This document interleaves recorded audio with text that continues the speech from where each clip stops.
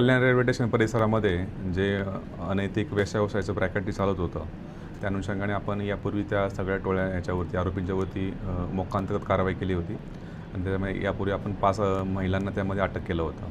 आमचे कल्याणचे ACP अशोक हनुमाने यांच्या टीमने त्याच्यामध्ये चांगली कारवाई करून ते सगळे रॅकेट चालवण्याचा टोळी प्रमुख जो होता, त्याच्या टोळी प्रमुख आणि त्याचे अन्य साथीदार यांना आपण पश्चिम बंगालमधून आपल्या टीमने मागच्या 1 आठवड्यापासून आपली टीम त्या ठिकाणी होती आणि ACP हनुमाने यांच्या टीमने त्यामध्ये 24 परगणा पश्चिम बंगाल या ठिकाणाहून त्याचा मुख्य टोळीचा जो सूत्रधार आहे, त्याच्यामध्ये त्याचं नाव आहे तौफिक उर्फ टोप्या हिमायत सय्यद. याच्यावरती यापूर्वीचे पिटाचे आणि इतर मिळून असे 8 गुन्हे दाखल आहेत.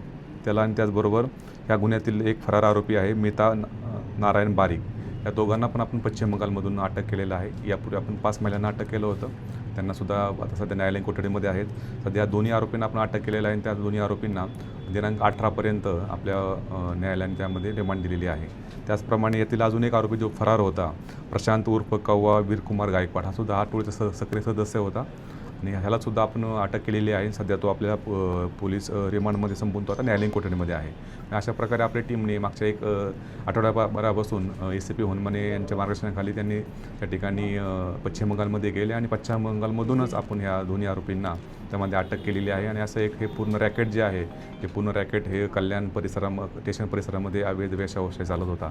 त्या अनुषंगाने एक मोठी कारवाई त्या ठिकाणी झालेली आहे. साधारणपणे ह्या ज्या महिला आहेत, आपण याच्यामध्ये सांगितलं की या महिला ज्या आहेत ह्या पूर्णपणे मुंबई आणि या परिसरातून या ठिकाणी हा व्यवसाय करण्याकरता हा जो आरोपी आहे, मुख्य आरोपी, याच्यामार्फत या ठिकाणी येत होता आणि ह्याच्याकडल्या 1-2 जे आरोपी आहेत त्याच्यामध्ये ग्राउंड लेवलला त्यांच्याकडून हे असे काम करून घेत होतं. असे पूर्णपणे हे आत्तापर्यंत तपासात निष्पन्न झालेलं आहे.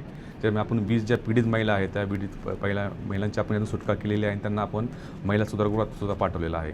आपली टीम जी आहे ती पश्चिम बंगालमध्ये मागच्या 1 आठवड्यापासून त्या ठिकाणी होती आणि अतिशय तो असा घनदाट परिसर आणि थोडासा त्या ठिकाणी आपले जे इन्फॉर्मेशन नेटवर्क आहे ते चांगल्या पद्धतीने वर्कआउट झाल्यामुळे आपल्याला ते आरोपी ज्या ठिकाणी आहेत त्या ठिकाणी आपल्याला मिळाले आणि स्थानिक पोलिसांची आपण त्या ठिकाणी मदत घेतली आणि त्या स्थानिक पोलिसांच्या मदतीने आपल्याला हे सगळे आरोपी पकडण्यामध्ये यश आलेलं आहे.